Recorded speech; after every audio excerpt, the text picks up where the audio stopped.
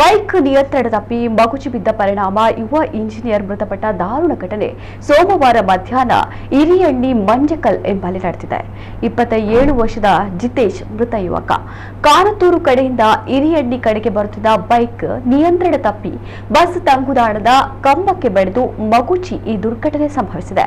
ಜಿತೇಶ್ ಬೆಂಗಳೂರು ವಿಮಾನ ನಿಲ್ದಾಣದಲ್ಲಿ aeronautical engineer ಆಗಿದ್ದು ಓಣಂ ಸಲುವಾಗಿ ಊರಿಗೆ ಬಂದಿದ್ದರು ಎಂದು ತಿಳಿದು ಬಂದಿದೆ.